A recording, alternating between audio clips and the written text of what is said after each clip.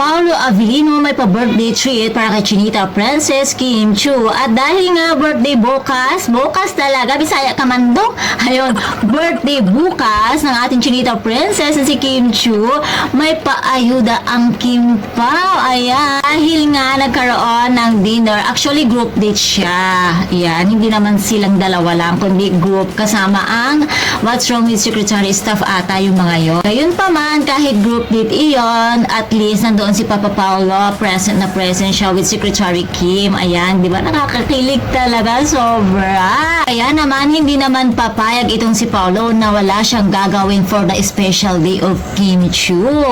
Dagdag pogi points ito para sa'yo, Paolo, ha? Kaya naman, tila napansin ng mga netizens na mukhang kinabahan itong si Paolo kay Attorney Oliver dahil nga, di ba, kamakailan lamang bumisita si Attorney Oliver sa It's Showtime dahil nga naman daw, bibisitahin niya doon si Kim Chiu. Ang kumpirmado at ang nililigawan niya talaga si Kim Chiu. Kaya naman syempre, dapat may pogi points naman itong may dagdag pogi points itong si Paolo Avellino at hindi siya papayag na wala siyang gagawing ngayong special day ng ating Chinita Princess. Diba? So nakakatuwa at nakakakilig. Super. Kinikilig talaga ako sa tambalang Kim Pao. At yun nga, paano yan? Kinikilig din ako sa tambalang Kimber.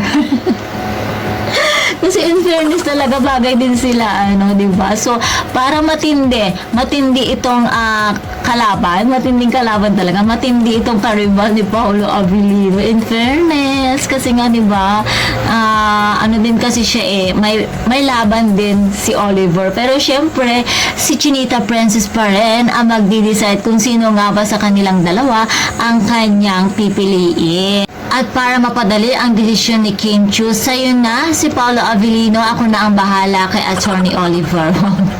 From feeling, charot lang dahil baka maidemanda ako na attorney. At kung kayo naman ang tatanungin mga chikadora, sino naman kaya ang bet nyo para kay Kim Chiu? Si Oliver ba o si Paolo Avellino? Ako hindi pa ako makapag-decide. Wow. Ako talaga magdi-decide for Kim. Ako if ever na ako si Kim Chiu. Wow. Ako si Kim Chiu. Kaso nga lang yung dimple ko madami kasi dito, sobrang dami ng dimple ko. Si Kim dito lang, pero ako ang daming tumubong dimple. Ayan. Kung ako si Kim Chiu, ang pipiliin ko ay grabe, pwede bang si Paolo, Monday, Tuesday, Wednesday, Thursday. So 4 days siya. And then si Oliver na lang 3 days. Since si Paolo yung una kong nakilala, so mas lamang siya ng konti. Hindi papayag na hindi papayag na walang piliin. So, ayan lang nga mga chikadoras. At kung kayo ang tatanong mga chikadoras, sino kaya ang mas bet nyo for Kim Chiu? At, syempre, ang tanong din ng lahat, meron din kayang special na gift itong si Oliver kay Kim? So, yan dapat, ayan na naman, bulol na nga, tsaka pa.